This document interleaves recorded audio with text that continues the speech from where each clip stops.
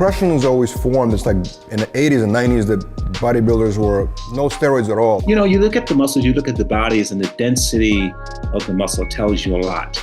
Were the guys generally healthy back then? Yes, a lot more. Did you think you would have done something differently if you had to do it again? A lot of guys took stuff, but I was afraid of it.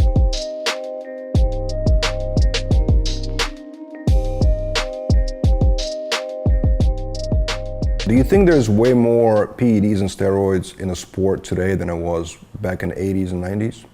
Yes. Yes, a lot more.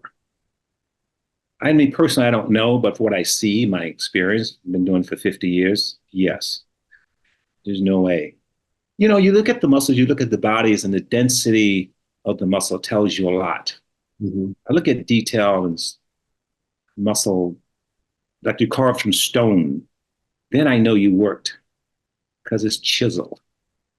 That means you beat your body to the ground year after year after year, and it shows. Mm-hmm. Hard work shows. And some of these guys, they look good, but look a bit soft. Mm-hmm. The detail's not all there. But then again, maybe they're training too heavy and not, you know, in bodybuilding from the world I'm from, you mix light training, heavy training, and moderate. You mix all three. That's how you get that look. Arnold did the same. He trained twice a day. You know how cut he was in those days. And it's from the training twice a day. And so, yeah, these guys, they're trying to put on muscle size. They want more size. We wanted more definition. Mm-hmm. That's the difference. Did insulin use exist in bodybuilding back then or no? It did. It just when I was on my way out the door, a lot of people were talking about this. And I was like, okay, insulin, and I heard it's very dangerous. I never took it, never will. And the growth. Growth hormone. I heard about that too. This is just when I was retiring. But I knew that was on the list of things these guys did. Let's talk about the diuretics, right? Diuretics is very commonly used in bodybuilding for, you know, dropping the water weight. Was it prevalent back then or no? Mm-hmm. Was it used back then? It was used back then, yes. But to me, you did your best not to take that. So I think a lot of guys did. Oh, wow, interesting. Because the impression is always formed, it's like in the 80s and 90s that bodybuilders were almost no steroids at all, very little, and now it's like everybody's a freak, you know what I mean? Everybody's using all these compounds, you know? That's kind of like the general, I would say, stigma on today's bodybuilding. Yeah, and only because the guys are big, and they go, how do you get that big? Not, you know, what are you doing? You can't deny it, since I'm not taking anything, so we're assuming they are. I mean, you know, the guys in the 80s, they were big, but not overly massive. You know what I mean? I mean, Yates was the first guy. You know, Haney was massive. It was huge, but not overly, not crazy huge. Samir, McCowie, and Ben Fato, and a lot of these classic guys, not that big, with a lot of muscle, of course. People always think we were small, but we had a lot of muscle. Oh, absolutely. You know, it was, so it wasn't just being guys just skinny. No. We packed on a lot of muscle. It was all about shape and detail. You know, you scope your body the way you want it to look. Mm-hmm. So when you go on stage, you know, I used to put my competitors' pictures on the wall and go, okay, I got to look like better than these guys. And this is what I need to do. And at one point, I think for the last 10 years, I trained alone. I didn't have training partners because I learned a lot from a lot of people. And then I started my own body. I know what I wanted to look like. Make sure the waistline stays down, the abs super cut, sure. and presentation. I was the worst poser in the world. I'm from St. Louis, Missouri. My first trainer, George Turner, bless his heart. He says, well, I'm going to put you in the contest, my first show on stage. And I posed for him. He goes, my grandmother can pose better than that. So through the years, I put a lot of time into posing. That's the guy. That's how you're going to beat the guy. You're going to outwork the guy. That was the idea in those days. Tony was magic on 2 feet. The things he did with his body was just magic. He was flowing like a dancer with big muscle. Somebody, I guess, mentioned to Tony that he looked a little like Michael Jackson. It was Michael Jackson with muscles.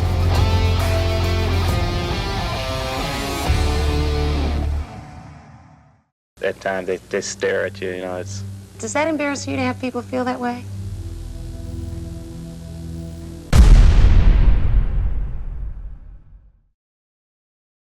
Were the guys generally healthy back then? Meaning that the health-wise, Yes. I'm talking about the bodybuilders, you know? I think they was pretty healthy. Yeah. I mean, they just relied on their training, and, you know, we didn't know much about nutrition. So we just eat chicken and drink milk and eggs and all these things. But then you learn, get rid of the dairy products. So yeah, a lot of steak though. A lot of chicken, steak, yeah. If you look back in your competitive career, do you think you would have done something differently if you had to do it again? I get that question a lot. Probably not. You know, I would probably train a little bit lighter, work on my, more form. But, the form in those days, training with any pro that I was going to train with, your form was good because they're not going to allow anything else. So my form was always good. It's just the wear and tear. You'd imagine 20 years, twice a day, and lean all the time. So your body just gets beat down. You're not built for that. So no, so you just train, you rely on your training. A lot of guys took stuff, I'm pretty sure. I mean, I heard rumors, I hear stuff. I know thing was going on, but I was afraid of it. Personally, I was afraid. I go, oh man, I get sick and, after my career, and then what? Right. Just what, to win the title, to win the trophy? No. I'd rather do the work. So at the end of the day, when I do win the title, I'm still healthy. I'm my age today, and I'm still going. I'm not competing anymore. That's done. But I was 63 with my last show. Wow. When you retired, is it true that you focused a lot on training different people especially from LA? Were you focused on giving your knowledge to like regular people, like different celebrities that wanted to train? I was training a lot of celebrities, and Fabio was one of my clients, and Debbie Allen, and the list goes on. I train a lot of clients, movie stars, and people who want to get in shape. Just a normal person, male or female, they want to lose weight, gain muscle. And today I get a lot of people coming to me because they say, "Oh man, you're in your 60s, and we have aches and pains, and never been to a gym before, so we decided you're the right guy." And it's amazing how all my clients have muscle in their 60s and 70s, flexing their arms, doing deadlifts, doing squats. It's all about form, not heavy, but form. And I get inside of their heads. I say the right things at the right time. The old trainers back in the day, they didn't say much. They'd say a few words, and that's how you finish your set. It was just enough to keep you moving. None of this yelling and cursing at each other and all this. It's nonsense. Shut up. Oh, and when you're working out, you're making noise. What are you making noise for? I was told, keep that energy and pick up that weight with it. Like, yeah, hardcore. But I enjoyed every second of it because it was discipline. The way I was raised, my story. I was raised that way. Hard work was nothing. Training with weights at the gym was like heaven. I get to go to the gym and train. I'm not in the Cottonville. So there's a big difference. So yeah, these guys are very serious. I don't think they took a lot of drugs. I think they maybe took a little bit to enhance. But you had to build a foundation, build your body first before you start taking drugs. And a lot of guys go to the gym now, and back in some guys in those days, first thing they're looking for is drugs. No, build your body first. Put on as much muscles as you can naturally. And then if you need a little help, okay. How did you go to the gym knowing that you're homeless? Everybody has a story to tell. If you were in your 20s right now, in a present day and age, do you think you would still want to get into bodybuilding? That was the beginning of the end for me. The door was closed. You didn't have mom or dad.